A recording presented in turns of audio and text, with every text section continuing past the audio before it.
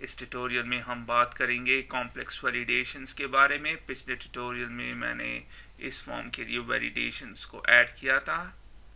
इस वैलिडेटेड का एक फंक्शन हमने क्रिएट किया था और उसमें सिंपल हमने चेक किया था कि अगर ये और ये टेक्स्ट बॉक्स खाली है तो फिर शो करो मैसेज कि फर्स्ट नेम इज़ रिक्वायर्ड या लास्ट नेम इज़ रिक्वायर्ड या ईमेल इज़ रिक्वायर्ड। तो ये सिंपल वैलिडेशंस हमने की थी और इस ट्यूटोरियल में हम बात करेंगे और एक्सटेंड करेंगे इस वैलिडेशन को और कॉम्प्लेक्स वैलिडेशन ऐड करेंगे। कॉम्प्लेक्स वैलिडेशन का मतलब क्या है कि मुख्तलिफ़ किस्म की वैलिडेशंस को ऐड करेंगे जो कि इस तरह सिंपल ना हो, थोड़े से हार्ड हो। जैसे कि फॉर एग्ज़ाम्पल अब मैंने वैलिडेशन करनी है, आप बहुत से वेबसाइट्स में इसको देखते होंगे। जब आप किसी वेबसाइट पे या किसी भी सॉफ्टवेयर में एक ईमेल से 2 अकाउंट बनाते हैं तो वो आपको मैसेज देता है कि email is already there in the system. तो इस ट्यूटोरियल में हम इस तरह की वैलिडेशन को क्रिएट करेंगे। तो किस तरह करेंगे? सबसे पहले ये चेक करेगा कि email dot text equals to string dot empty कि ये ईमेल एम्प्टी तो नहीं है। अगर एम्प्टी है तो ये मैसेज शो करेगा ईमेल इज़ रिक्वायर्ड। जब आप ईमेल को एंटर कर देंगे तो फिर ये चेक करेगा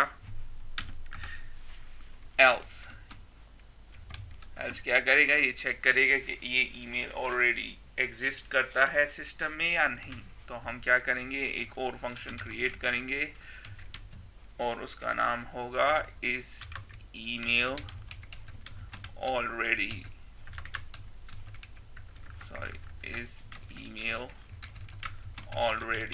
एग्जिस्ट।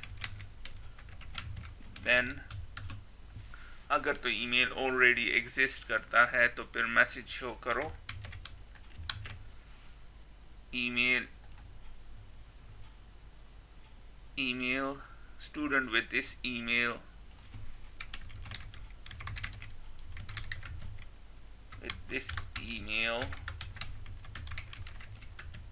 already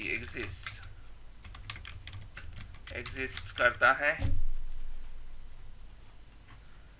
और ये आगे नहीं बढ़ेगा, रिटर्न करेगा फॉल्स और हमें ये मैसेज शो करेगा। अब हम इस फंक्शन को क्रिएट कर देते हैं, प्राइवेट फंक्शन, और इसका नाम is email already exists as Boolean है, रिटर्न करेगा true false.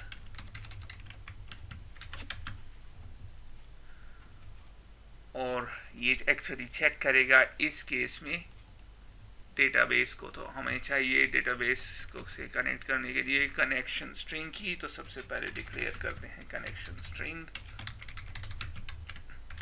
As new string और कनेक्शन स्ट्रिंग हमें मिलेगा हमारे app.config फाइल से।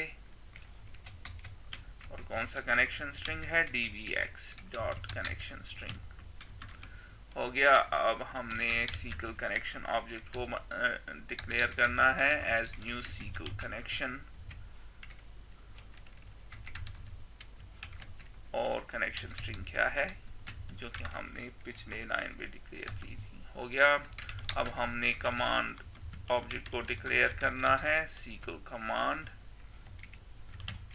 और हमने स्टोर प्रोसीजर यूज करना है और स्टोर प्रोसीजर का नाम मैं क्या देता हूँ, students is email already exist, क्या ईमेल ऑलरेडी मौजूद है, और फिर कनेक्शन ऑब्जेक्ट। हो गया। चूंकि हम स्टोर प्रोसीजर यूज कर रहे हैं तो हमें ये लाइन हर हाल में देना है कि कमांड टाइप क्या है, ये स्टोर प्रोसीजर है वरना काम नहीं करेगा। अब मैं इसको इस स्टेज पे रोक देता हूं और पहले स्टोर प्रोसीजर को क्रिएट करता हूं।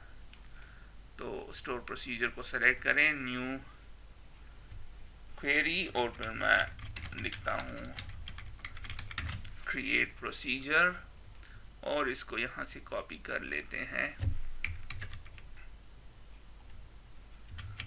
और इसको हमने एक पैरामीटर सप्लाई करना है ईमेल, ताकि ये चेक करे कि कौन सा ईमेल है जिसको हमने चेक कराना है कि मौजूद है या नहीं। वो हम इसको सप्लाई करेंगे nvar450, क्योंकि ईमेल nvar450 है। और उसके बाद एज और बिगिन और एंड। अब हम एक वेरिएबल को डिक्लेयर करते हैं अपने सीक्वल में वेरिएबल को डिक्लेयर करने के लिए हमने डिक्लेयर लिखना है और उसके बाद एट हर हाल में देना है, और फिर मैं उसका नाम देता हूँ इस ईमेल एग्जिस्ट।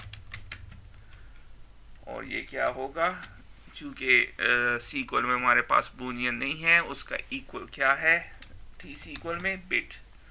तो विजुअल बेसिक .NET में हम उसको बूलियन कहते हैं, और टी सीक्वल में या ट्रांजैक्ट सीक्वल में हम इसको बिट कहते हैं। तो फिर मैं इसको बाय डिफ़ॉल्ट सेट कर देता हूँ एज फॉल्स, और टी सीक्वल में फॉल्स 0 है और ट्रू क्या है 1। तो 0 फॉल्स। फिर हमने क्या करना है, इसको रिटर्न करना है। तो हमने इसको किस तरह रिटर्न करना है, और मैं चाहता हूं जब रिटर्न हो तो ये रिटर्न हो, एट उसमें ना हो। तो मैंने क्या किया, एक वेरिएबल को डिक्लेयर किया और उसे सेट किया कि ये फॉल्स है, और फिर इसको रिटर्न कर दिया अपने स्टोर प्रोसीजर से। हो गया। अब ये हमेशा अगर हमने इस कोड को इसी तरह छोड़ दिया तो ये हमेशा फॉल्स रिटर्न करेगा, लेकिन हम चाहते हैं ये ट्रू भी रिटर्न करे। तो ये ट्रू कब रिटर्न करेगा, अगर तो ईमेल जो हमने ये ईमेल सप्लाई करेंगे ये इस टेबल में मौजूद होगा। तो किस तरह कंडीशन चेक करेंगे, इफ एग्जिस्ट्स, अगर एग्जिस्ट करता है सेलेक्ट स्टार फ्रॉम इस टेबल से में देखो वेयर ईमेल, और ईमेल कौन सा है जो कि हम इसको सप्लाई करेंगे, ये वाला। ये मौजूद है, तो अगर मौजूद है तो फिर क्या करो, simple as that begin and, इसको ट्रू कर दो कि ये ईमेल मौजूद है।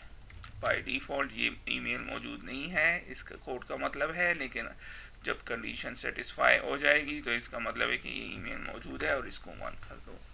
तो हमने क्या किया, एक वेरिएबल को डिक्लेयर किया, डिफ़ॉल्ट किया उसको फॉल्स, और फिर कंडीशन को चेक करते हैं कि ये ईमेल जो कि हम इसको सप्लाई करेंगे मौजूद है। अगर मौजूद है तो इसका मतलब है कि ईमेल एग्जिस्ट करता है, तो ट्रू रिटर्न करो। 1 का मतलब है ट्रू और 0 का मतलब है फॉल्स, और फिर ये स्टोर प्रोसीजर इसको रिटर्न करेगा। एग्जीक्यूट कर दें, एग्जीक्यूट हो गया, रिफ्रेश कर दे तो ये आपको नज़र आएगा। अब हम इसको अपने कोड में यूज़ करते हैं, और सबसे पहले मैं कनेक्शन को ओपन करता हूँ, फिर पैरामीटर देता हूँ, पैरामीटर्स ऐड विद वैल्यू, और पैरामीटर क्या है, एट ईमेल। एग्जैक्टली ये इसको इसके साथ मैच करना पड़ेगा। अगर आपने ये दोनों मैच नहीं करते काम नहीं करेगा। अगर आपने इस तरह दे दिया या कुछ और दे दिया तो ये काम नहीं करेगा। और वैल्यू कहाँ से आ रही है, email text box dot text से। किधर से आ रही है, इस टेक्स्ट बॉक्स से। हो गया। अब हम क्या करेंगे, इसको 2 तरीकों से कर सकते हैं। पहले मैं इसको एग्जीक्यूट रीडर्स के थ्रू करता हूँ, एग्जीक्यूट रीडर के थ्रू कर देते हैं। तो किस तरह, एक वेरिएबल क्रिएट करते हैं, वो है रीडर, और किस चीज़ का ऑब्जेक्ट है, ये सीक्वल डेटा रीडर का है। और फिर कमांड को एग्जीक्यूट कर दें, एग्जीक्यूट रीडर।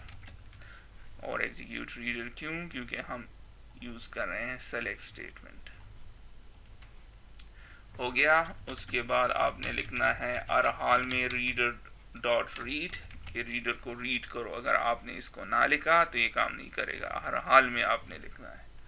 और उसके बाद मैं रिटर्न करता हूँ अपने रीडर को, और रिटर्न क्या करते हैं, इस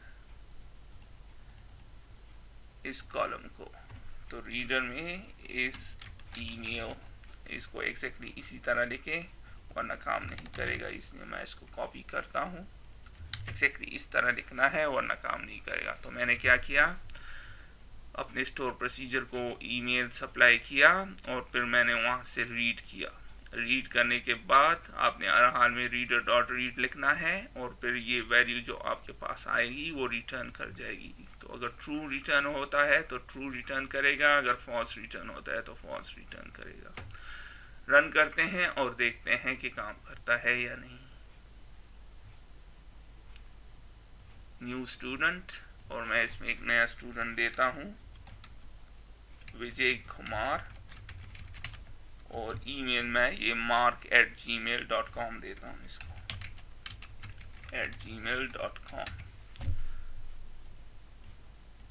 और आप देख रहे हैं क्या कह रहा है, student with this email already exist, और ये स्टूडेंट इस ईमेल के साथ एग्जिस्ट करता है। या ये आप इस स्टेटमेंट को थोड़ा सा तब्दील भी कर सकते हैं कि ईमेल ऑलरेडी एग्जिस्ट, तो आपको ये मैसेज शो कर रहा है। अगर मैं इसको कुछ और कर दूं, यानी कुमार @gmail.com, तो फिर आप देख रहे हैं ऐड कर देता है और वो वैलिडेशन आपको नजर नहीं आती। अब इसको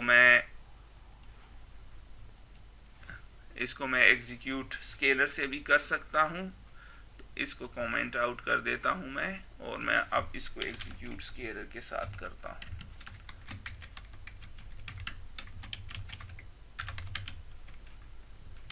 और मैं एक वेरिएबल डिक्लेयर करता हूँ जो कि है बूलियन का, और वेरिएबल का नाम है इस ईमेल एग्जिस्ट एज बूलियन, और इस दफ़ा मैं कमांड को एग्जीक्यूट करता हूँ एग्जीक्यूट स्केलर।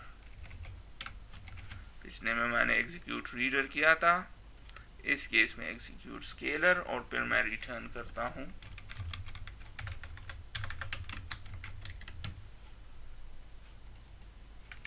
इसको। अगर तो ट्रू रिटर्न होता है तो ट्रू रिटर्न करेगा, अगर फॉल्स रिटर्न होता है तो फॉल्स रिटर्न करेगा। रन करते हैं, दोबारा चेक करते हैं, और इस दफा मैं देता हूँ जे, और ईमेल दोबारा mark@gmail दे देता हूँ, क्योंकि ऑलरेडी ये ईमेल मौजूद है। देखते हैं रिटर्न करता है तो फॉल्स है, क्योंकि ये ईमेल ऑलरेडी एग्जिस्ट करता है हमारे डेटाबेस में। थोड़ा सा इसको चेंज कर देते हैं, और आप देख रहे हैं इसने इसको ऐड कर दिया। तो इस ट्यूटोरियल में आपने देखा कि हम किस तरह कॉम्प्लेक्स किस्म के, मुश्किल किस्म के, हार्ड किस्म के वैलिडेशन को क्रिएट कर सकते हैं। तो इसके साथ ही मैं इस ट्यूटोरियल को ख़त्म करता हूँ, फिर मिलते हैं किसी और ट्यूटोरियल में, तब तक के लिए खुदा हाफिज़।